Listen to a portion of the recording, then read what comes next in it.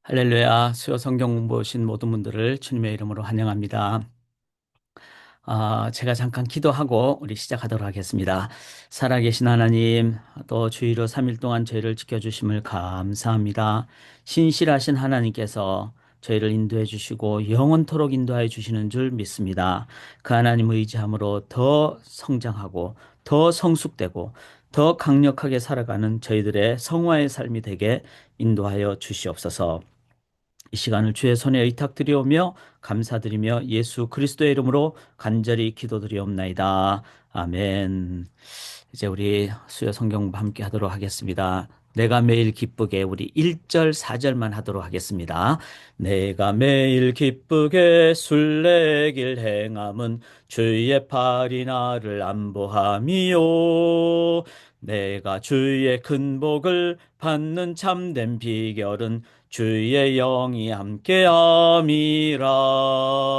성령이 계시네. 할렐루야 함께 하시네.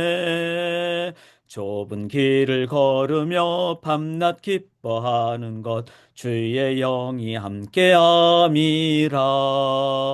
세상 모든 정욕과 나의 모든 욕망은 십자가에 이미 못을 박았네. 어두운 밤이 지나고 무거운 짐 벗으니 주의 영이 함께함이라면.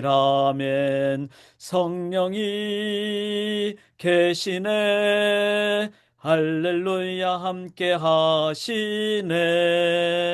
좁은 길을 걸으며 밤낮 기뻐하는 것 주의 영이 함께함이라. 성령이 계시네.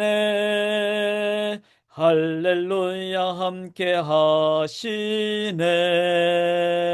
좁은 길을 걸으며 밤낮 기뻐하는 것 주의 영이 함께함이라. 아멘. 주의 성령을 인도받는 이 시간이 되기를 원합니다. 우리 함께 성령님 의지하면서 말씀 나눔을 시작하겠습니다. 먼저 광고를 좀 드리면요. 오늘 역대하 저희가 함께 강독을 하고요. 다음 주 제가 미리 전에도 나눴듯이 2주 정도를 10월 달에 아주 교단일이 조금 많습니다. 그래서 어쩔 수 없이 제가 휴강을 하게 되지만 새 아침 기도회는 녹화를 해서 꼭 아침에 함께 말씀 앞으로 나가도록 그렇게 하려고 합니다. 그리고 10월 29일에는 우리 종교 개혁 주간을 맞이해서 특별히 요즘 많이 문제가 되고 있는 그런 이단들이 왜 그렇게 하는가 그 부분을 이단 연구와 함께 우리가 말씀을 나누도록 그렇게 하겠습니다. 저희가 오늘은 이제 역대하를 함께 나누는데요. 역대하는 여기 보시면 사무엘 상하, 열왕기 상하, 그 다음에 이제 역대하가 되겠죠.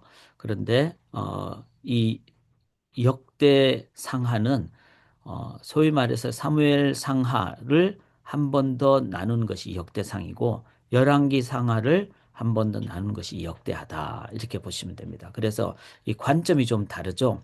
기본적으로 이제 우리들이 아담부터 시작해서 12지파가 나오고 그다음에 12지파가 이제 북쪽 그 이제 사울, 다윗, 솔로몬까지 이제 한 왕조가 되고 그리고 이제 왕조 이후에 북쪽과 남쪽으로 나누게 되죠. 그래서 오늘 이제 역대하는 이렇게 나누어진 부분을 저희가 함께 나누게 되고, 그 다음에 남쪽 유다는 바벨론에 멸망을 하고, 바벨론은 페르시아에, 그 다음에 그리스, 그 다음에 이제 그리스의 이제 위대한 왕이 알렉산더 왕이고요. 그 다음에 유대 왕조가 프톨레미 셀루커스, 그 다음에 유대인들의 그 예수님 바로 이전에 있었던 시대가 마카비 시대라 그러죠. 그리고 이 모든 것을 이제 다 이제 로마 제국이 이기게 돼서 이런 그 역사 개관을 좀 할 때 성경에서 뭐 예를 들어서 이제 뭐 바사 이러면 페르시아다 이렇게 이해하시면 되고 어느 정도는 이해할 때 우리들이 어느 시대다 이런 걸 알면은 좋게 되겠죠.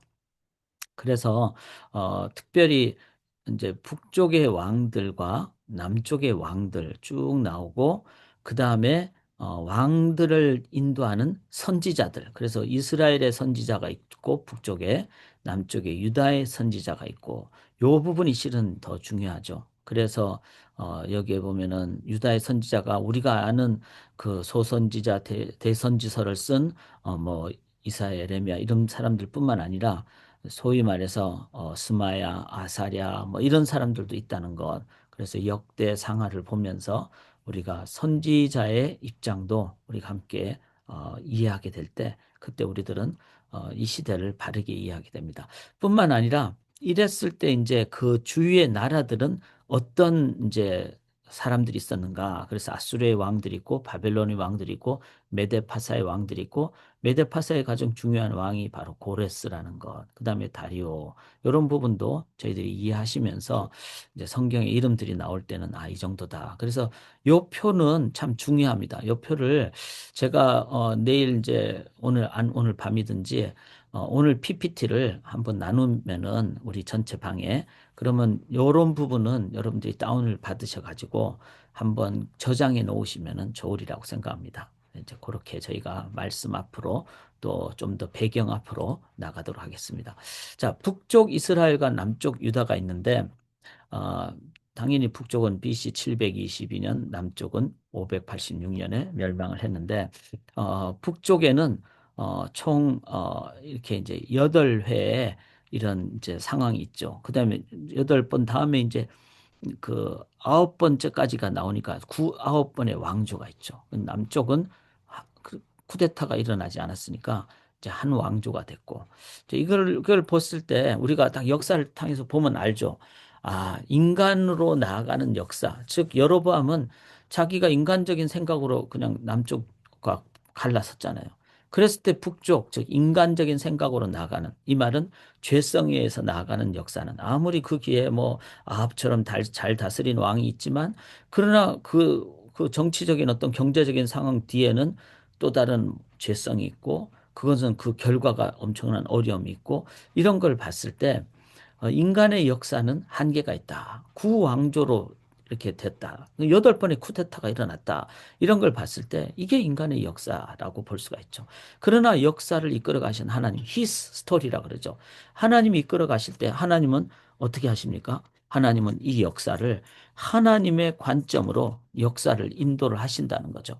그래서 그 하나님께서 이 역사를 이끌어 가시는데 이제 어, 아무리 인간의 어떤 연약함이 있어도 하나님의 의지로 메시아가 이 땅에 오시도록 하기 위한 하나님의 역사가 있다. 이거를 우리가 기억하며 이제 나아갈 수 있기를 원합니다. 그랬을 때 우리가 신앙인의 입장에서 이제 어떻게 보느냐 이거는 참 중요하죠. 신앙인의 입장에서 그러면 앞으로의 역사도 하나님 어떻게 인도하시는가? 그거는 당연히 어, 이제 주님 다시 오실 때까지 하나님이 이 역사를 주인이 되시고 이끌어 가신다 생각했을 때 단 하나의 왕조, 즉 메시아 왕조, 다시 오실 메시아는 반드시 오시고 이 남쪽 유다가 뭐 그 옆에 나라들의 어려움도 많았지만 한 왕조로 계속 이끌림을 받았듯이 앞으로 다시 오실 주님을 향한 또 주님에 의한 한 왕조로 이끌어가는 그 하나님 나라, 그게 이제 하나님 나라, 킹덤 오브 갓, 하나님의 나라는 한 왕조로 끝까지 하나님 인도하신다. 자, 이 역사를 보면서 그거를 깨달을 수 있다면은 우리는 담대하죠. 세상이 지금 어떻게 되더라도 하나님 인도하신다. 이 안에서 우리는 어떻게 나아갈 것인가? 어떤 자세를 취할 것인가? 이거를 우리들이 정확하게 자세를 갖는 것이 참 중요하다. 이걸 이제 저희가 좀 정리를 하면 좋겠고요. 자, 요런 표도 나중에 제가 전체 보내드리면은, 어, 이제 따로 여러분들이 PPT 중에서 중요한 것은, 저 같은 경우는 중요 PPT 해가지고 그냥 하나 쭉 모아놓거든요. 그러면은 도움이 되더라고요. 그것만 쭉 봐도 성경에 대한 이해를 내가 쭉 이렇게 할 수가 있다. 이런 거를 좀 모아놓으시면 좋겠습니다. 그래서 바벨론 포로기를 중심으로 이제, 하나님께서 여러 선지자들을 인도를 하신다. 즉, 선지자는 하나님의 말씀의 대언자고 그리고 이 세상을 향해서 우리는 어떤 말씀으로 나갈 것인가 이거를 이제 특별히 역대기 상하 그리고 또 개인적으로 구약의 이사야서부터 나오는 선지서를 읽으면서 하나님의 놀라운 그 하나님의 뜻을 깨닫게 되는, 그거를 이제 정리를 딱 하면은 이 시대의 교회는 이런 혼탁한 상황 속에서 어떤 자세를 가질 것인가, 이게 이제 정리가 돼서 나오는 것이죠. 그걸 우리가 함께 또 정리하고 나아갈 수 있기를 원합니다. 자, 이제 한 번 더 역사서를 정리를 하면은 제가 누누이 말씀드리지만 이게 사무엘 상하, 열왕기 상하, 요가 이게 하나인데, 사무엘 상은 사무엘부터 시작하니까 사무엘, 사울 왕, 그다음에 핍박받는 다윗, 그다음에 사무엘 하는 다윗 왕 중심으로, 열왕기상은 당연히 이제 열 왕들이니까 그 중에 하나가 이제 다윗 왕 다음에 솔로몬이고 열 왕들. 그래서 북쪽의 왕들과 남쪽의 왕들. 왜냐하면 분리가 되니까. 열왕기 하는 선지자의 어떤 사역을 좀 더 강조한. 그래서 유다 왕들 중심으로 할 수밖에 없죠. 북쪽 이스라엘이 멸망했으니까. 그러나 하나님의 의지가 담겨져 있는 것이죠. 메시아 왕조 하나를 위한. 이거를 이제 선포한 자들이 선지자들이다. 엘리야, 엘리사들이다. 자, 그다음에 이런 열왕기 사무엘 상하, 열왕기 상하를 신학적인 관점에서 한 번 더 쓴 것이 역대상하다. 마치 이제 그 사복음서처럼 예수님에 대해서 마태의 관점, 마가의 관점, 누가의 관점, 요한의 관점 이렇게 했던시, 역대상하는 바로 아담, 솔로몬 이런 그 대표적인 왕과 그의 왕들에 대한 신학적인 관점. 그래서 이걸 조금 더 이렇게 설명을 합니다. 자, 사무엘 상하, 열왕기 상하가 이제 그 역사적인 관점이고, 역대 상하는 신학적인 관점인데 비교를 해봤어요. 하나는 연대기적으로 하고 통계적인 관점을 얘기한다는. 그러니까 이거는 팩트 위주고 거기에 대한 뭐 의미와 해석 위주고. 그다음에 사무엘상하 열왕기상하는 선지자적인 예언자적인 관점이라면은, 역대기는 이거를 제사장적인 관점에서, 즉 목양의 관점에서 하나님이 이 북쪽 이스라엘과 남쪽 유다를 어떻게 보시는가. 그래서 이제 그걸 이해하고 보면은 우리가 예를 들어서 어 이제 어떤 왕에 대해서 단점도 많은데 많이 빼버리고 장점만 역대기 상하에 얘기하는 경우도 있습니다. 이제 그런 경우는 소위 말해서 목양적인 관점이 들어가고 우리가 더 봐야 될 부분에 초점을 잃지 말자라는 그런 신학적인 관점이 들어가는 거죠. 자, 기록 보면은 당연히 사무엘 열왕기 상하는 남유다, 북쪽 이스라엘 다 하죠. 그런데 역대기는 남유다 관점에서, 즉 메시아 관점에서 기록을 했다. 그다음에 강조점은 왕권과 성전, 이 제사장적인 관점이니까 고발적 성격과 격려적 성격. 그래서 이제 제사장이니까 목양적인 관점이죠. 기록 방법은 다 기록하는 객관적인 방법과 이제 의도적인 선택의 그런 어떤 관점이 있다. 이거를 보실 때 그러면은 우리는 어떻게 해야 되느냐? 다 봐야 되겠죠. 사무엘 상하, 열왕기 상하도 보고, 왜냐하면 전체 팩트도 보고, 또 역대기 상하를 갖는 그 관점을 갖고 다 같이 볼 때 우리들은 균형 잡힌 전체적인 관점을 볼 수가 있다. 이게 성경을 전체적으로 읽는 그런 관점이고, 이렇게 해야 되는 이유는 우리의 삶을 너무 한쪽으로만 보면은 치우치게 되죠. 그래서 제가 제일 안 좋은 것이 극단입니다. 극단. 극단은 한쪽으로만 본다는 거죠. 신앙인은 전인적으로 봐야 되고 전체적으로 봐야 되고, 신앙인은 균형적으로 봐야 됩니다. 왜냐하면 하나님 그렇게 일하시기 때문에. 성부, 성자, 성령 삼위일체잖아요. 그런데 성부 쪽에만 강조를 한다든지 뭐 성령 쪽에만 강조한다든지, 그것도 올바른 것이 아니라는 거죠. 이런 부분을 신앙인들이 늘 성경의 원리를 가지고 보는 훈련을 할 때 우리들은 온전히 신앙의 어떤 자세를 바르게 가질 수가 있다. 관점을 가질 수 있다. 꼭 말씀드립니다. 극단은 위험한 겁니다. 그리고 성경적인 전인과 균형으로 나아가는 자세가 가장 필요하다. 이거를 봐야 돼요. 그 예수님도 그랬잖아요. 그 메시아의 기름 부은 자가 선지자, 제사장, 왕인데 이 균형적인 관점을 우리가 역사서를 보면서도 가져야 되고. 자, 그런 면에서 선지자는 하나님을 뜻을 먼저 깨달아서 이렇게 얘기하는. 그래서 어떻게 보면 세상에서 왕따의 어떤 상황이 될 수도 있죠. 왜냐하면 하나님 뜻을 사람들이 다 이해 못할 수도 있으니까. 그러나 우리들은 선지서를 통해서 하나님의 뜻을 갖고 나아가는. 제사장은 뭐죠? 제사장은 여기에 지성소에 이 하나님의 본질을, 이 제사장이 한 손으로는 지성소를, 한 손으로는 백성들을 향하죠. 이게 바로 제사장이라는 거예요.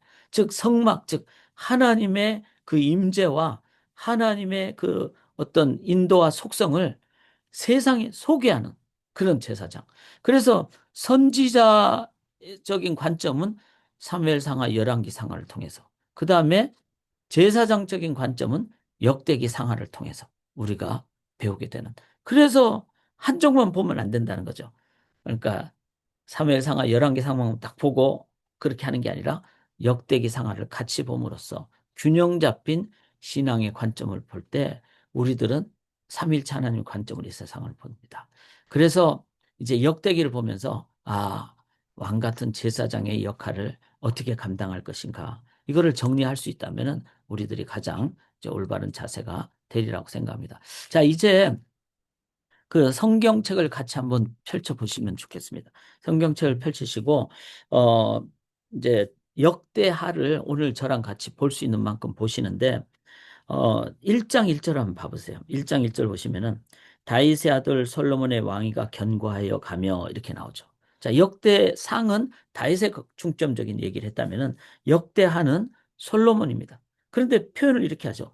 그냥 솔로몬 이렇게 안 하고 다윗의 아들 솔로몬의 왕위가 견고하여 가며. 자, 이 첫 마디가 되게 중요한 단위죠. 왜냐하면은 여기 계신 분들이 지금 보니까 다 이제 부모님들이시잖아요. 부모님들이신데 이 부모님들의 가장 중요한 관점은 뭐죠? 그거는 다음 세대가 어떻게 살아갈 것인가, 이거잖아요. 그 다음 세대가 어떻게 살아갈 것인가에 대해서 가장 잘 설명을 하고 가장 잘 이해할 수 있는 부분이 바로 이 역대 상하를 보는 거예요. 다윗은 솔로몬을 가장 많이 생각했겠죠. 마찬가지로 솔로몬도 이 부분을 잘 이해했을 때 그 후손들을 어떻게 잘 인도하는가. 이제 제가 지난주에 그 오렌지 카운티 한인교회 가서 이제 말씀 증거하고 왔는데 어 교인들의 평균 연령이, 성도님들의 평균 연령이 60대가 좀 넘더라고요. 그러니까 이 교회 가장 큰 것은, 장점은 안정이 됐다는 거죠. 왜냐하면 어른 성도님들이 많으시니까 저희 교회보다 한 배 반 큰 것 같아요. 그러니까 안정이 돼 있죠. 예배 드릴 때도 정말 안정돼 있고 이렇게. 그런데 가장 큰 이제 그 걱정 내지는 염려는 10년 후 이 교회가 어떻게 될 것인가. 평균이 60대가 넘기 때문에 아마 10년 후면 70대 아니면 80대가 될 수도 있어요. 그러면 많은 경우. 그래서 부흥사경회를 하는데 전에는 저녁에 모였다는 거예요. 그러니까 이제 여기 애나보 이번 주부터 모이잖아요. 금, 토, 일 모이는데 저녁에 모이면 어두워지는 거야. 운전을 못 하신다는 거예요. 그러니까 그런 상황이 되시니까 쉽지 않으시다는 거예요. 그래서 이제 이런 분들이 이제 그 주일 아침에 이제 세 번의 다른 설교를 함으로써 부흥회처럼 하는 그런 상황을 가지신다는 것을 생각할 때, 이게 참 쉽지 않구나. 그래서 그 교회 가장 큰 기도 제목은 다음 세대와 어떻게 연결할 것인가. 이제 이 부분을 저희 교회는 그래도 참 지역적인 상황과 또 우리의 비전을 통해서 많이 노력을 하니까 애를 쓰는데, 이제 이런 부분을 저희가 같이 많이 이 특별히 역대 상하를 보면서 정립을 하는 것은 너무 중요하다. 이제 그렇게 저희가 좀 생각을 하고요. 자, 1장에서 제일 중요한 그 포인트 중에 하나가 1장 3절입니다. 3절 보시면은 솔로몬이 온 회중과 함께 기브온 산당으로 갔으니 하나님의 회막 곧 여호와의 종 모세가 광야에서 지은 것이 거기에 있습니다. 솔로몬이 왕이 된 다음에 이제 천부장과 백부장과 재판관들과 온 이스라엘의 방백들과 족장들에게 명령을 합니다. 무엇부터 하자고? 기브온 산당으로 가자고. 즉 이건 뭐죠? 예배잖아요. 하나님께 예배. 하나님 앞에 먼저 나아갔을 때, 그거는 분명히 다윗 왕의 그 신앙 유산을 물려받은 거죠. 다윗 왕이 시편 150편 중에 절반 이상을 썼다는 것은, 절반 이상은 전부 다 예배거든요. 뭐 고통을 당했을 때도 하나님께 올려드리고 또 뭐 좋을 때도 하나님께 올려드리고, 다윗의 가장 중요한 것은 예배였어요. 이 예배를 솔로몬이 유산으로 물려받은 겁니다. 그래서 우리가 정말 온 마음 다하여 우리 부모님들이 예배자가 되실 때, 삶의 예배자가 되실 때, 그때 우리들이 우리 자녀들에게, 즉 다윗이 솔로몬에게 그렇게 영적 유산을 물려뒀듯이 우리들은 이 예배의 유산을 물려주는 것이 너무나 중요하다. 8절 한번 보시면요. 솔로몬이 하나님께 말하되 주께서 저의 전에 큰 은혜를 내 아버지 다윗에게 베푸시고 이렇게 얘기합니다. 그러니까 그 은혜를 다윗 왕 아버지가 받은 것을 이제 솔로몬은 보면서 하나님 앞에 경배하고 예배하는 것이 얼마나 중요한가. 이거를 솔로몬은 그냥 그걸로 배운 거죠. 그래서 우리가 그 저는 제일 중요한 그 교육은 몸으로 하는 교육이잖아요. 그래서 전심으로 우리가 예배자가 될 때. 자, 그리고 이게 제일 중요하죠. 다른 것보다 뭐 내가 건강하고 돈을 많이 벌고 뭐 유산을 물려주고 이게 아니라 예배가 가장 중요하다는 것을 물려줄 때. 그게 가장 중요한 교육이죠. 왜 그런가 하면은 하나님을 전심으로 너희는 먼저 그의 나라와 그의 일을 구하라. 그리하면 이 모든 것을 너에게 주시리라. 이 하나님의 말씀이 있기 때문에 하나님께 전심으로 예배를 드릴 때 그때 그 자녀들은 그 예배를 가장 중요하게 여긴다는 겁니다. 자, 그렇게 솔로몬이 예배를 탁 드리니까 10절에 주는 이제 내게 지혜와 지식을 주사. 하나님이 이제 이렇게 그 하나님 앞에 예배를 드렸을 때 하나님 중심이 됐을 때 내가 무엇을 우선순위로 구해야 될지 그것을 깨닫게 되는 겁니다. 이게 참 중요하죠. 예배 중심이 됐을 때, 그때 우리들은 하나님이 내 안에 전부가 되시면은 하나님의 창조적 능력과 은혜로 또 지혜로 우리들은 어떻게 합니까? 세상을 향해서 바르게 능력으로 바른 기도를 드리게 되고 바른 우선순위를 갖게 된다는 거죠. 자, 그래서 내 삶의 예배가 가장 우선순위인가? 이걸 보는 게 중요합니다. 주기도문도 마찬가지잖아요. 하늘에 계신 우리 아버지 이름이 거룩히 여김을 받으시며 나라가 임하시며 이거 다 예배잖아요. 그렇게 예배 중심의 그 감사 중심의 하나님께 영광 돌리는 기도를 탁 했을 때, 즉 기도로 예배를 온전히 올려드렸을 때 그 다음에 어떻게 됩니까? 오늘날 우리에게 일용할 양식 주시고 우리가 우리에게 죄지은 자를 사해주고, 즉 인간관계가 내가 막 원수 같고 막 미워하고 이게 아니라 영혼을 향해서 즐겁고 기쁜 관계가 된다는 거죠. 이게.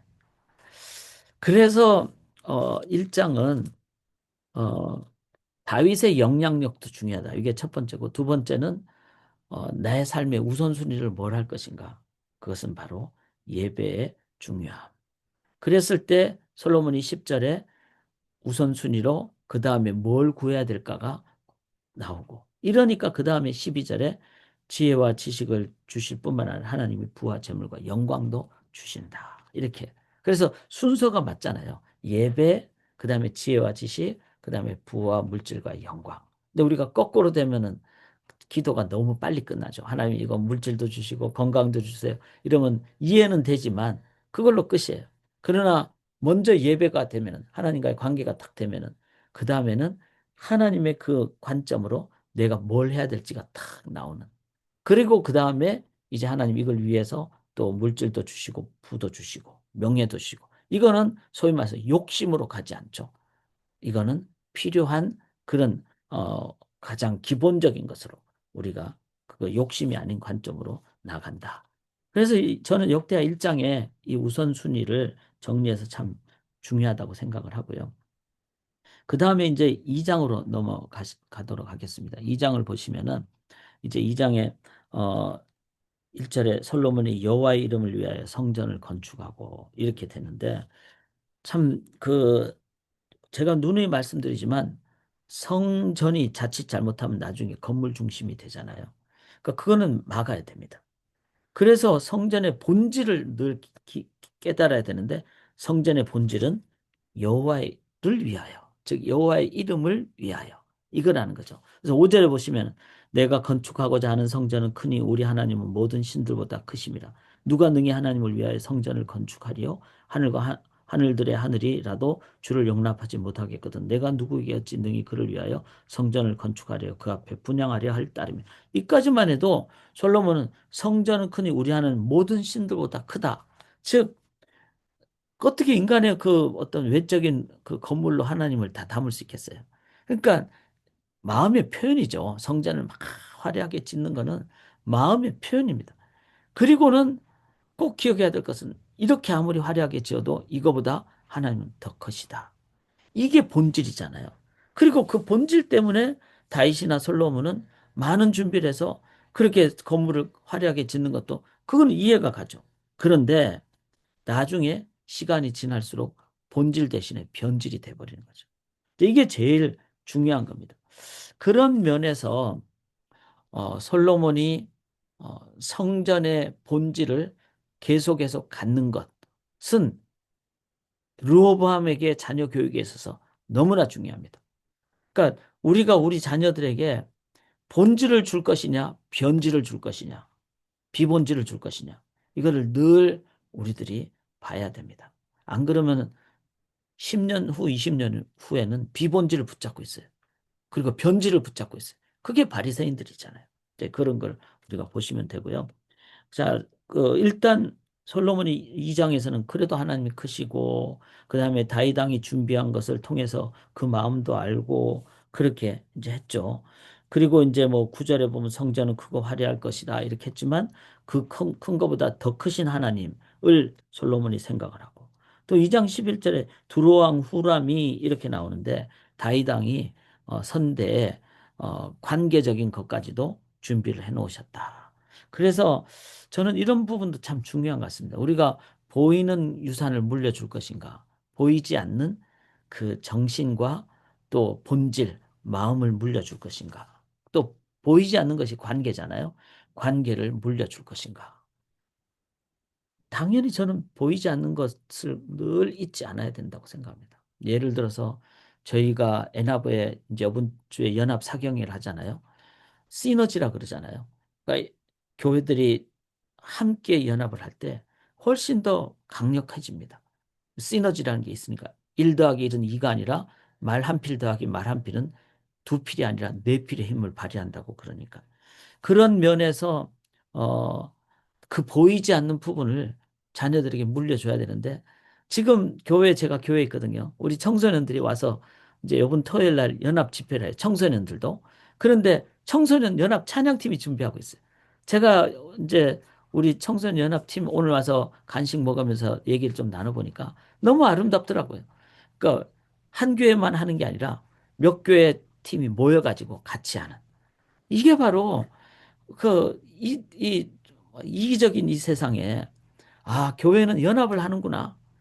이게 본질이잖아요. 그리고 보이지 않지만 이게 물려줘야 될 거죠. 그래서 우리 자녀들을 향하여, 물론 뭐 건물을 물려주고 이러면 좋겠지만, 우리 자녀들을 향해서 진짜 뭘 물려줄 것인가. 이거를 다윗과 솔로몬을 보면서 우리들이 봐야 됩니다. 그리고 이거는 항상 본질 교육을 행해야 된다. 이거 중요합니다. 자, 3장으로 넘어가면요. 3장이 이제 솔로몬이 예루살렘 성전을 건축하는데 그곳이 어디에 했어요? 1절에 보면 모리아산 이렇게 얘기했습니다. 모리아산은 어떤 곳입니까? 아브라함이 이삭을 바친 곳이에요. 즉 예수의 그 어린 양 그 보혈의 피가 이 성전의 가장 기초라는 것이죠. 그러니까 이게 본질이잖아요. 그러니까 왜 하나님이 모리아산에 성전을 건축하게 하셨을까? 그거는 아브라함이 믿음으로 이삭을 드린 그리고 그 이삭을 양을 준비해 가지고 죽이지 않고 이삭을 살려주신 그 하나님의 그 구원의 본질을 다시 한번 더 기억하기 위한 하나님의 방법이었죠. 그 다음에 여기 보면은 3장 1절에 여부수 사람 오르난의 타작 마당이라고 돼 있어요. 이거는 뭐죠? 이거는 다윗이 이제 범죄했을 때 여기서 회개하고 그런 연결된 장소가 이 오르난의 타작마당이거든. 이거는 뭐죠? 우리가 범죄하고 우리가 넘어졌고 우리가 힘들 때 이 예배당에 와서 하나님 앞에 기도할 때 하나님은 수고하고 무거운 짐진 자들아 다 내게로 오라. 내가 너희를 쉬게 하리라. 바로 그 용서와 회복과 부흥이 있는 곳. 이게 바로 교회라는 거예요. 자, 여기에 무슨 뭐 건물의 화려함이 있습니까? 본질이 중요한 것이죠. 이 본질을 우리 자녀들에게 계속해서 양육하는 것. 그래야지 10년, 20년, 30년이 지나도 비본질에 얽매이지 않는다는 겁니다. 저희가 이제 교회사가 오래됐으니까 우리가 어느 정도 알잖아요. 지금 많은 미국 교회 건물들이 점점 뭐 안 모이고 있어요. 교회 건물은 엄청나게 큰데 사람이 안 보이는 거예요. 반대로 본질을 이렇게 하는 교회는요. 그런 더 소위 말해서 부흥이 일어나고 다이나믹스가 있는 이제 이런 부분을 저희들이 한번 또 계속 기도하면서 나아갈 수 있기를 원합니다. 자, 그래서 이제 3장에 보면은 뭐 지성소 또 성소 이런 부분이 있는데 여기 3장 13절에 보면은 두 그룹이라는 건 이제 그 하나님의 언약궤 위에서 천사가 날개를 핀 모습을 얘기하죠. 그런데 두 그룹이 편 날개가 모두 29, 엄청나게 큰 모습입니다. 그 얼굴을 내전으로 향하여 서 있더라. 이 말은 천사가 내전, 이건 성소를 얘기하죠. 성소의 애를 향해서 딱 막고 있는, 즉, 하나님의 거룩을 얘기하죠. 그런데 이 거룩을 이제 우리들이 받기 위해서 휘장을 찢어버리신 그래서 여기 14절에 보면은 청색, 자색, 홍색 실과 고운배로 휘장문을 짓고 이렇게 했는데 그 위에 그룹의 형상을 수놓았더라. 그렇게 그 휘장을 예수님의 십자가로 찢으심으로 우리로 하여금 이제 참된 지성소 거룩으로 들어가도록 하셨다. 그리고 이제 3장 17절은 아주 중요한 성경 구절이죠. 두 기둥이 성전 앞에 있는데 하나는 야긴과 또 하나는 보아스다. 야긴은 he established. 그다음 보아스는 in him strength. 그에게 능력이 있다. 그래서 그분이 즉 하나님이 말씀으로 창조하신 것을 뭐라 그러죠? 바로 야긴. 그다음에 그분께 능력이 있다. 이건 뭐죠? 보아스. 즉 기도의 기둥이다. 이 야긴과 보아스는 성전을 들어갈 때마다 이제 지나가게 되죠. 아, 하나님이 세우셨다. 하나님께 능력이 있다. 하나님 말씀으로 세우셨다. 또 하나님께 기도한다. 그럼 능력을 입는다. 이 말씀과 기도를 들어갈 때 나올 때마다 늘 기억을 하면서 이 말씀과 기도로 이제 성장을 하게 되는 이 부분 또한 우리가 아주 중요하게 여겨야만 합니다. 자, 이제 역대하를 보면 솔로몬 성전이 나오는데 이 내용을 계속 설명을 하고 있다는 거예요. 이게 뭐죠? 본질이라는 겁니다. 본질. 그 중에 하나가 이제 4장에 보면은 이제 노소로 만든 제단이잖아요. 노제단은 뭐죠? 십자가에 이제 우리를 위해서 대신 죽으신 예수님의 구속이잖아요. 그 이제 죽은 번트 오퍼링, 즉 이제 태워져서 죽게 된 그 희생 제물 때문에 이제 우리가 살아나게 되는 이거는 예수님의 십자가가 있기 위해서는 우리의 죄를 우리가 고백하는 이 부분이 돼야 된다는 거죠. 그리고 그 어, 여기 보면 이제 바다, 그러니까 십자가를 통해서 이제 깨끗하게 된 그 다음에 바다라는 큰 대야를 얘기하죠. 이 대야를 여기서는 어떻게 만드는가 하면은 대야 밑에 이제 12마리의 황소 모양을 딱 해서 3마리씩 동서남북으로 향하도록. 이거는 뭡니까? 바로 이 성막, 그 다음에 성전이 예루살렘에만 머물러 있는 것이 아니라 성막, 성전은 열방을 향해야 된다. 그래서 성경적으로 이제 제1성전은 솔로몬 성전이죠. 제2성전은 수룹바벨이 재건했죠. 그런데 수룹바벨이 재건한 건 이렇게 화려하지 않습니다. 그 말은 뭐죠? 성막, 성전은 화려한 게 중요한 게 아니라 그 화려한 성전이 바벨론이 침공해 오니까 다 그냥 막 멸망당하고 그랬잖아요. 그러니까 본질을 하나님은 계속 킵하도록 어떨 때는 그거를 무너뜨리기도 하시고 이러시는 거죠. 그리고 이제 헤롯이 84년 동안 재건했지만 아직 왕성하지 못한 그 성전을 향해서 예수님 뭐라 해서 허물어뜨리라고 했어요. 허물어뜨리라고. 그리고 내가 3일 만에 짓겠다. 예수님의 본질 작업이 계속되는 거예요. 그 교회는 계속해서 본질로 나가야 돼요. 이거를 개혁이라 그러죠. 리포밍이라 그러죠. 리포밍은 한 번 해서는 안 됩니다. 왜? 이 세상에 살기 때문에 계속해서 우리는 이거를 행해야 된다는 거죠. 그래서 12마리가 동서남북을 향하고 있다. 이거는 뭐죠? 계속 본질을 얘기하는 거예요.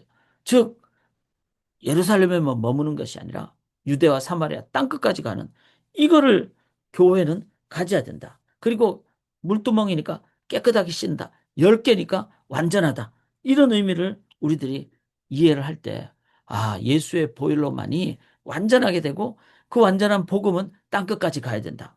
그런데 한 교회에 머물러 있는 쪽으로 제한돼 버리면. 그래서 저는 교회가 너무 크게 짓거나 교회 유지를 위해서 막 그래 예산을 많이 쓰고 그렇게 건강하지는 않은 것 같습니다. 초대교회 마들이 제일 좋아요. 초대교회는 그 소위 말해서 소그룹 단위의 뭐 마가의 다락방 가장 커도 120명 있잖아요. 그다음에 이제 기도원 용사는 통제할 수 있는 어떤 인원이 300명 정도. 그러면 이제 그런 정도의 어떤 단위라면은 우리들이 얼마든지 더 효율적으로 나갈 수가 있다. 자, 이런 거 뭐 여러 가지 이제 어, 그 어떤 입장이 있지만 성경적인 입장이 뭘까를 본질이 킵하는 것이 뭘까를 늘 교회론을 생각하면서 우리가 가져야 됩니다. 자, 이제 5장으로 한번 넘어가 보시면요. 5장은 이제 1절에 여호와의 전을 위하여 만드는 모든 일을 마쳤다 그리고 그다음에 이제 이 일을 그 하나님의 전 곳간에 들여뒀다 이렇게 얘기했는데 자, 이런 부분도 이제 그 많은 뭐 금은 그다음에 장식품들 가지고 여호와의 그 전 곳간에 탁 놔뒀을 때 어떤 게 될까요? 아, 우리는 많이 걷어서 좋죠. 근데 교회는 통로가 돼야 되거든요. 복의 통로. 그런 많이 있는 거를 또 나누기도 하고 뭐 이래야 되는데 사람이 물질에 너무 이렇게 되다 보면은 계속 그게 눈이 머무르기가 쉽죠. 이런 부분을 교회론과 관련해서 우리들이 좀 잘 볼 필요가 있다. 이제 자, 일단은 이제 그 5장에는 모든 것을 다 마쳤어요. 마쳤을 때 3절에 일곱째 달 절기 이렇게 나오죠. 그 뒤에도 나오는데 이 일곱째 달 절기는 무슨 절기를 얘기하는가 하면은 초막절을 얘기합니다. 자, 초막절은 수장절, 장막절, 초막절 이렇게 표현하기도 하는데 초막절의 가장 큰 특징이 뭡니까? 3대 절기, 유월절, 맥주절, 초막절. 세 번째 절기고 마지막 절기고 다른 절기는 7일 동안인데 초막절은 8일입니다. 8일. 이 말은 뭐죠? 완전수를 넘은 그 다음 수, 영원수. 즉 하나님 나라의 영원한 하나님 나라를 얘기하는 거죠. 자, 여기서 참 저는 오늘도 말씀 묵상하면서 교회는 이 땅에 있지만 이 땅에서 영혼을 보여주는 곳이 돼야 된다.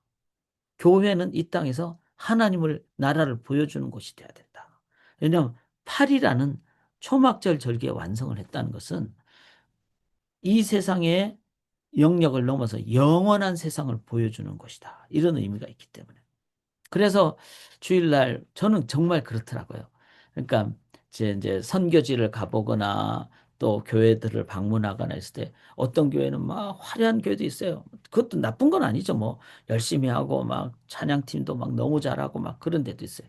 그런데 어떤 데는 그냥 정말 피아노 혹은 오르간 하나, 키보드 하나로 그냥 인도하는 데도 있고 숫자가 많은 데도 있고 적은 데도 있고 그런데 정말 하나님 앞에 전심으로 예배를 드리는 그 마음이 됐을 때는 많은 숫자, 적은 숫자 전혀 관계가 없습니다. 성도님들이 우리의 상황 가운데 하나님께 전심으로 예배를 드리느냐. 이게 바로 하나님 나라의 모습이라는 거예요. 세상이 만약에 막 숫자가 많고 화려한 것만 얘기한다면 참 그렇지 않은 교회는 하나님 나라를 못 보여주나요? 저는 그렇지 않잖아요. 정말 전심으로 두세 분이 예배 드려도 전심으로 예배 드릴 때 하나님의 임재가 임하는 그게 바로 이 세 번째 초막절의 절기의 성전 완공이 되었다는 가장 중요한 것입니다. 이거를 우리들이 꼭 기억을 하면서 이제 5장을 가는데 6절 한번 보세요. 6절. 솔로몬 왕과 그 앞에 모인 모든 이스라엘 회중이 궤 앞에서 양과 소로 제사를 드렸으니 그 수가 많아 기록할 수도 없고 셀 수도 없고. 이 표현이 계속 나와요. 기록할 수도 없고 셀 수도 없다. 그런데 우리가 이 땅에 살면서 인간의 한계도 생각을 해야 됩니다. 인간의 한계는 뭐죠? 그거는 이 땅에서는 인간이 외적인 것에 눈이 가기가 쉽다는 겁니다. 그래서 어, 외적인 것의 본질을 오히려 더 많이 강조를 안 해버리면은 여기에 눈이 가기가 쉬워요. 제가 엑스플로 74라고 그런 부분, 그다음에 여의도에 옛날에는 이제 부활절에 이제 연합 부활절 예배를 드리고 그렇잖아요. 근데 아직 그때 어렸으니까 여의도 광장에 가서 막 100만 명이 모이는 걸 다 보는 순간 그게 감격이 되더라고요. 근데 신앙이 성숙되지 못한 상황이니까 100만 명에 그냥 감동을 한 거죠. 그거는 변질이죠. 아니면 위험한 상황이죠. 근데 한국 교회가 더 깊은 본질로 나가지 않으면 자꾸 여기에 빠지기가 쉬워요. 그래서 우리가 늘 본질을 중요하게 여기는 것. 자, 그래서 하나님이 그러잖아요. 여기 9절에 그 채가 길어서 궤에서 나오므로 그 끝이 본전 앞에서 보이나 밖에서는 보이지 아니하며 그 궤가 오늘까지 그곳에 있으며 즉 이 궤를 딱그 이제 이렇게 길다는 것은 뭘 의미합니까? 이건 함부로 만지면 안 된다는 거죠. 괴를 이렇게 메고 나오도록 하는 그런 하나님 앞에서의 어떤 우리의 자세. 그런데 그 언약궤 안에는 뭐가 들어가 있죠? 두 돌판 외에는 아무것도 없었다 그랬어요. 그 아론의 쌍난 지팡이나 만나가 담긴 항아리는 없어져 버렸어요. 근데 그게 하나님의 또 다른 본질을 지키는 방법이죠. 하나님이 아, 아론의 쌍난 지팡이 사람들이 막 만들려고 하고 애를 쓰지 않겠어요. 그 변질이잖아요. 그게 중요한 게 아니라 그거를 행하신 하나님이 중요한데. 그 자꾸 눈에 보이는 것 쪽으로 가니까 하나님 그냥 없애버린 거죠. 이제 이런 거를 생각하시면서 또 당연히 두 돌판은 그때까지 남았지만 이 두 돌판도 실은 지금은 없잖아요. 뭐 그 구전에 의하면은 지금 그 이제 그 에디오피아 그 이제 솔로몬과 스바의 여왕 그쪽으로 이제 갔다 이런 얘기가 있는데 실은 뭐 어디 있는지 모르죠. 중요한 것은 본질이 중요하다. 이거를 우리가 기억을 해야만 합니다. 그래서 14장에 제사장들이 그 구름으로 말미암아 능히 서서 섬기지 못하였으니 이는 여호와의 영광이 하나님 전에 가득함이더라. 즉 하나님의 임재의 그 영광을 체험하는 그것이 가장 중요합니다. 하나님의 영광의 임재는 바로 카보드 무게라는 뜻이고 하나님만이 우리 인생의 기초가 될 때 우리는 가장 무게 있는 삶을 산다. 이거를 우리가 기억을 하면서 어, 우리의 삶의 기초는 하나님으로부터 시작하는 이제 이 부분을 저희들이 갖고 나아갈 때 우리들은 어떤 상황이 돼도 흔들리지 않는 그런 삶을 살아가게 된다. 제가 이제 5장까지 하고 한번 잠깐 나중에 설명을 하겠지만 우리 인생의 기초가 어디 있는가를 한번 정리를 좀 하면 좋겠어요. 기초는 여호와의 하나님입니다. 그러니까 영원한 반석 이사야 26장 4절이라고 그랬죠. 여호와만이 영원한 반석이다. 즉 하나님이 나의 어떤 외적인 외모라든지 뭐 사람들의 평가라든지 이게 아니라 내 인생의 기초는 하나님이다. 이거를 딱 하면은 우리들은 올바른 반석 위에서 이제 어디를 통해야 되는가 하면은 예수 그리스도를 통하고 말씀과 기도를 성령으로 통하고 여호와의 영광을 통하고 그랬을 때 이제 열방으로 가잖아요. 열방으로 가는 것은 하나님 나라 건설로 나간다. 이거를 한번 이제 나중에 성막을 통해서 마지막 정리를 딱 해놓을 때 우리들은 흔들리지 않고 바르게 나간다. 성막은 지도입니다. 성막은 길표시예요. 성막은 반드시 통과를 해야 됩니다. 이제 뭐 플루샷도 맞아야 되잖아요. 그런데 그건 맞아도 되고 안 맞아도 돼요. 물론 맞으면 좋죠. 그런데 반드시 성막은 통과해야 됩니다. 그래서 아침과 저녁에 상번제를 드리는 거예요. 성막을 통과하기 위해서. 자, 이거를 기억하면서 이제 조금 더 시간이 되는 한까지 제가 좀 나눠보도록 하겠습니다. 6장을 보시면요. 이제 5장까지가 성막이라는 하드웨어를 했잖아요. 그러면 6장에 이제는 소프트웨어예요. 이거를 돌려야 되잖아요. 그게 뭔가 하면 말씀과 기도예요. 그래서 여기 4절에 보면은 왕이 이르되 이스라엘 하나님 여호와를 송축할지로다. 여호와께서 그의 입으로 내 아버지 다윗에게 말씀하신 것을 이제 그의 손으로 이루셨도다 이르시기를. 자, 여호와께서 말씀하신 것을 이제는 이루셨도다. 즉 말씀의 그 성취. 그다음에 9절에 보면은 네 허리에서 나올 네 아들 그가 내 이름을 위하여 성전을 건축하리라. 이렇게 하는데, 자, 성전이 건축되는 것의 핵심은 뭐죠? 하나님이 다윗도 사용하시고 솔로몬도 사용하신다는 거예요. 핵심은 하나님입니다. 그러니까 성전이라는 누가 지었느냐, 성전이라는 건물이냐, 이게 중요한 게 아니라 이 모든 것의 위에 계시는 하나님이 핵심이에요. 자, 저희 교회는 따로 건물이 없습니다. 그래서 많은 경우 좀 불편하죠. 그리고 약간 어떨 때는 위기도 있죠. 이 교회에서 나가라 그러면 또 우리는 뭐 나가야 되고. 그런데 그렇다고 뭐 건물 있으면 좋습니까? 건물 있어가지고 막 일반 재판정에 가서 막 서로 법정에서 다툼하는 일반 교회도 많잖아요. 그러니까 중요한 거는 건물이나 누구냐가 이게 중요한 게 아니라 그 이 모든 위에 계시는 여호와 하나님. 여호와 하나님을 우리의 무게 중심으로 반석 위에 딱 세우면은 교회는 가장 온전한 교회가 된다. 자, 이 위에 그럼 뭐가 중요해요? 그분의 말씀이 중요하죠. 그리고 그분께 드리는 기도가 중요하죠. 여기 보시면 14절 보세요. 6장 14절에 이르되 이스라엘의 하나님 여호와여 천지에 주와 같은 신이 없나이다. 주께서는 온 마음으로 주의 앞에서 행하는 주의 종들에게 언약을 지키시고. 이 말씀, 하나님의 말씀은 반드시 하나님이 성실하게 지키시고 이룩하시고 성취하신다. 할렐루야. 이게 가장 중요한 성전의 핵심입니다. 핵심. 건물이 아니에요. 말씀을 존중히 여기는 것이 진정한 성전입니다. 그리고 또 하나는 뭐죠? 야긴과 보아스를 했잖아요. 기도잖아요.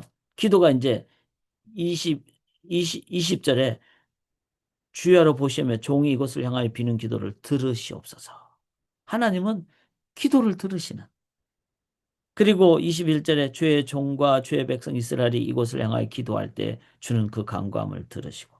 하나님은 이 기도를 들으신다는 거예요.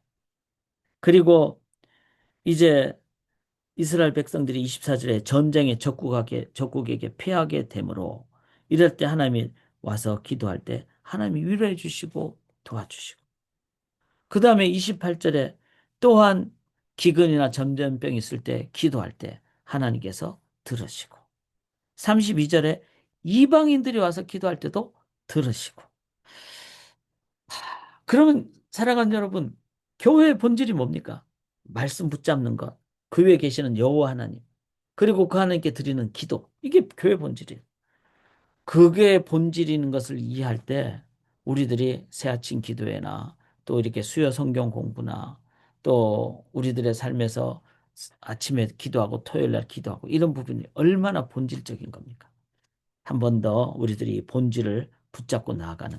자, 40절에 보면 나의 하나님이여 이제 이곳에서 하는 기도에 눈을 드시고 귀를 기울이소서.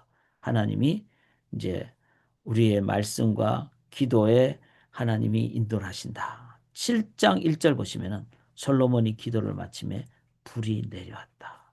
여호와의 영광이 임했다.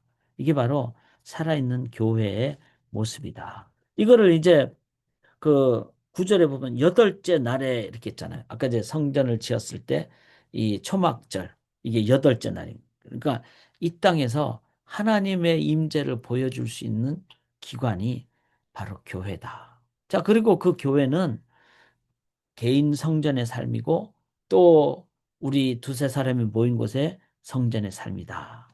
이곳에 하나님의 영광이 임하는 그런 것을 저희들이 기도할 수 있기를 원합니다.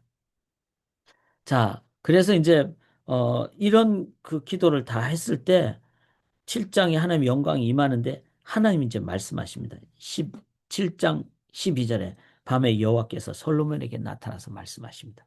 그리고는 너희들이 혹시 범죄했을지라도. 저는 이게 은혜가 되더라고요. 왜냐하면은 어, 우리가 살면서 완벽할 수 없잖아요. 근데 진정한 성화는 완벽하지 않지만 우리가 넘어졌을 때 하나님께 기도해서 회복되는 것. 이게 1년 동안에 옛날에는 뭐 작년에는 10번이 반복됐다면 올해는 9번으로 되고 그 다음에는 8번으로 되고 이게 성령의 능력이거든요. 이 성화를 이룩한다면은 그게 가장 그 성전의 그 능력의 모습입니다. 그래서 7장 14절 다 같이 읽겠습니다. 내 이름으로 일컫는 내 백성이 그들의 악한 길에서 떠나 스스로 낮추고 기도하여 내 얼굴을 찾으면 내가 하늘에서 듣고 그들의 죄를 사하고 그들의 땅을 고칠지라. 이곳에 사는 기도에 내가 눈을 들고 귀를 기울이라. 할렐루야. 하나님께 이렇게 기도했을 때 인도함을 받는 그런 교회가 되기를 간절히 기도합니다. 18절 제가 읽을게요. 내가 네 나라 왕위를 견고하게 하되 전에 내가 네 아버지 다윗과 언약하기를 이스라엘 다스릴 자가 네게서 끊어지 아니야. 이건 메시아죠. 그래서 교회를 통해서 하나님 응답을 해주는데 가장 중요한 것은 교회는 본질, 즉 다시 오실 메시아를 하나님께서는 교회를 통해서 계속 이 땅에 나눠지게 한다. 자, 저는 이 부분을 보면서 어, 이 땅에 교회가 이 땅에 교회가 이제 다시 오실 주님을 이제 어, 계속 증거하고 선포하는 이 역할, 이게 교회가 해야 될 아주 중요한 역할이다. 이거를 그래서 하나님 나라에 이 땅에 임하는 것도 보여주고 다시 오실 주님에 대한 선포도 얘기하는. 성경 전체를 보면 다 그렇게 선지자들도 그렇게 얘기하고 또 요한계시록도 그렇게 얘기하고 이러잖아요. 이제 그런 부분을 저희가 함께 계속 교회가 뭘 해야 될지를 우리가 리마인드를 할 수 있기를 원합니다. 자, 8장으로 넘어가면요. 이제 솔로몬이 이제 성전 건축을 다 마쳤어요. 다 마쳤는데 지금부터가 중요합니다. 그러니까 왜냐하면 성전을 하드웨어를 만들고 소프트웨어를 하나님이 말씀해 주셨으면은 이제 가동을 하잖아요.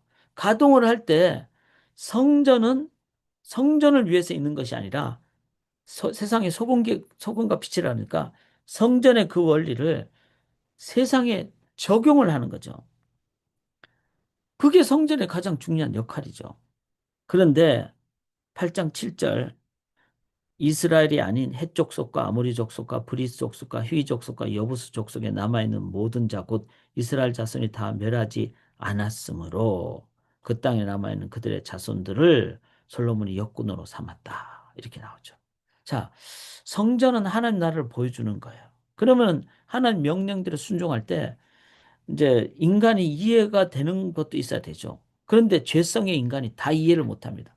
그럴 때는 말씀하셨으니까 말씀대로 내가 순종하겠습니다. 이해가 안 돼도 이렇게 나가야 돼.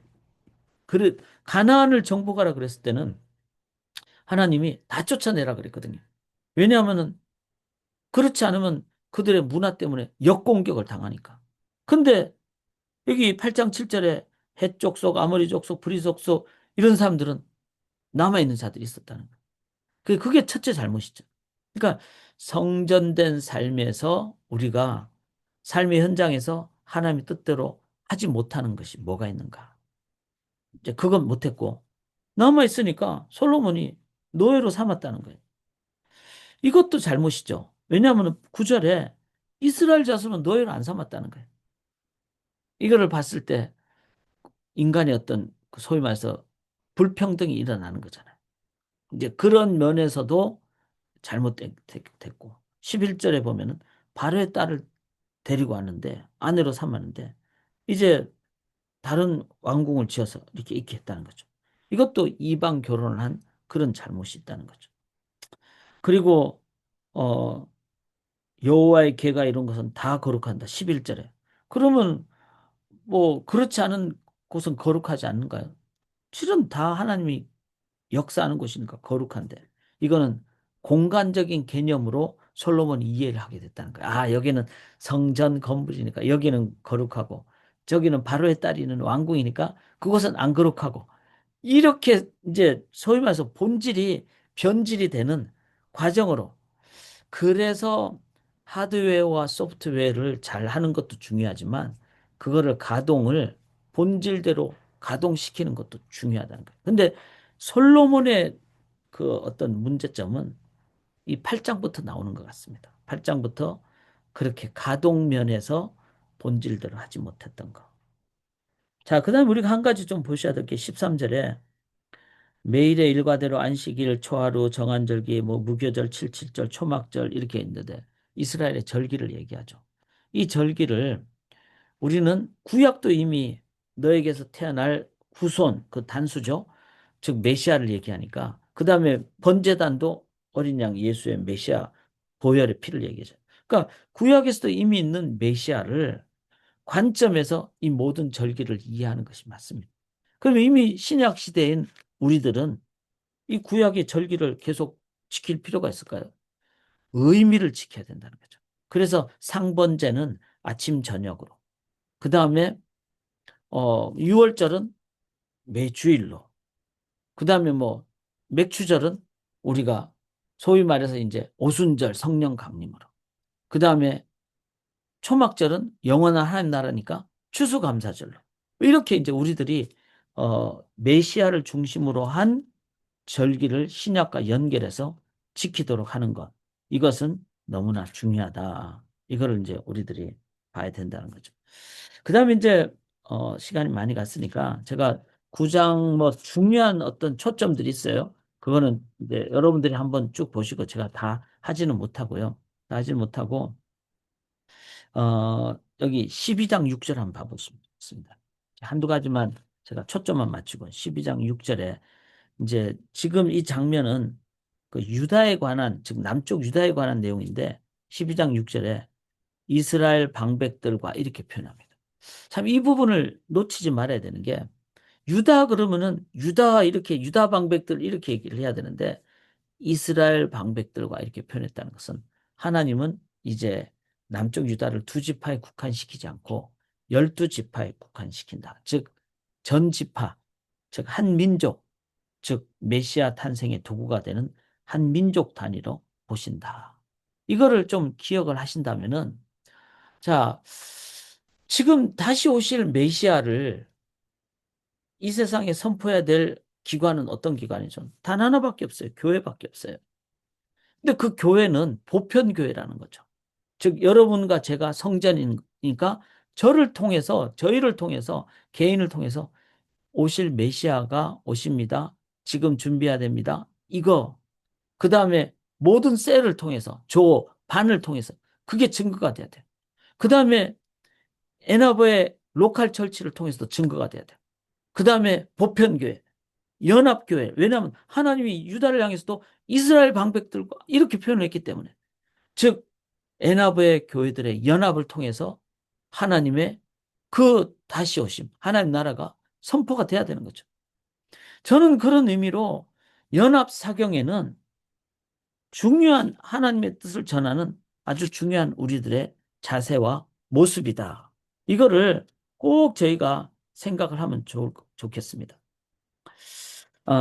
그래서 연합 부흥에도 사경에도 우리가 위해서 같이 기도하고 준비하고 그렇게 나아가기를 원하는데 이제 결론 우리 16장 9절 한번 보실까요? 16장 9절 한번 같이 읽겠습니다. 여호와의 눈은 온 땅을 두루 감찰하사 전심으로 자기에게 향하는 자들을 위하여 능력을 베푸시나니 이 일은 왕이 망령되이 행하였은즉 이후부터는 왕에게 전쟁이 있으리이다 하며.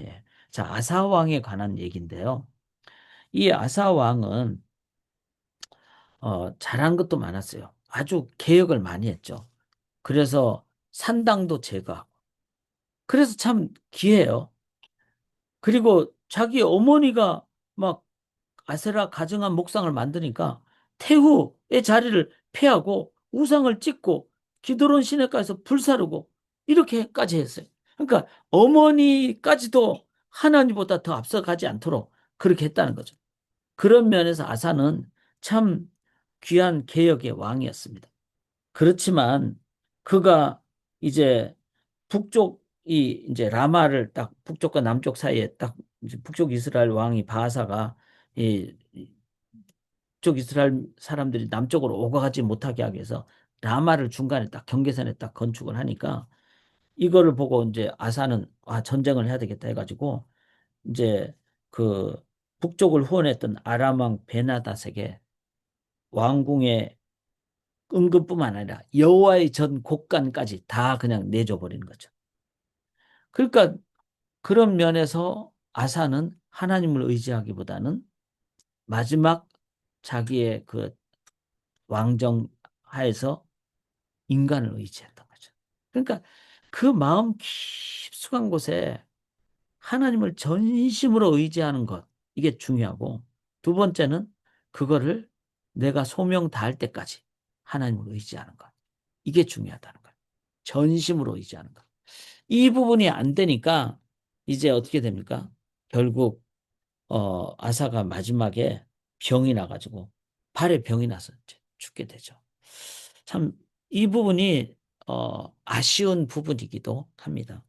자, 그래서 이 역대 상하를 보면서 우리의 삶에서 어떤 그 삶의 자세를 가져야 될까? 저는 역대기를 보며 많은 돌아봄을 갖게 되고, 우리 또한 바르게 신앙생활하는 본질을 지키는 저희들이 되기를 주님의 이름으로 간절히 기원합니다.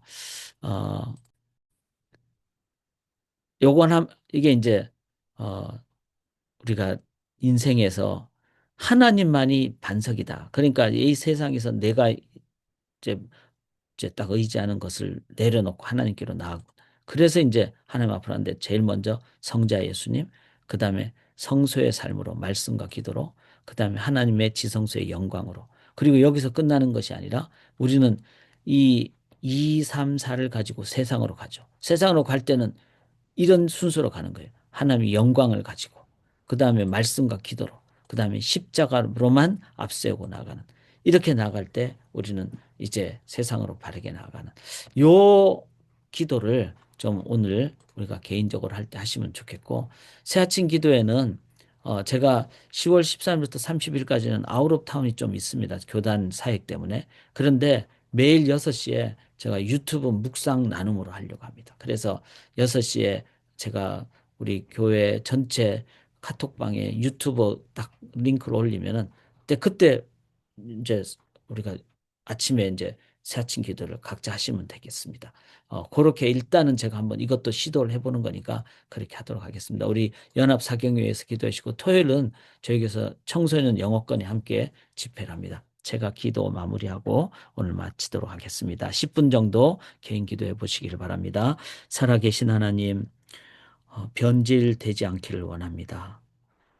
늘 본질을 붙잡는 교회 되고, 다시 오실 주님이 어, 어떤 모양으로든지 개인 성전된 삶, 두세 사람이 주님의 이름으로 모이는 곳, 그리고 로컬 처치, 또 보편교회를 통해서 하나님 나라가 보이고 주님 다시 오실 그 약속이 성취되는 것을 저희들이 선포하는, 그리고 본질이 나눠지는 성막 성전의 사명을 다하는 저희 교회 성도님들, 또 개인에게 도와 주시옵소서. 온전히 믿고 의지하오며 살아계신 예수 그리스도의 이름으로 간절히 기도드리옵나이다. 아멘.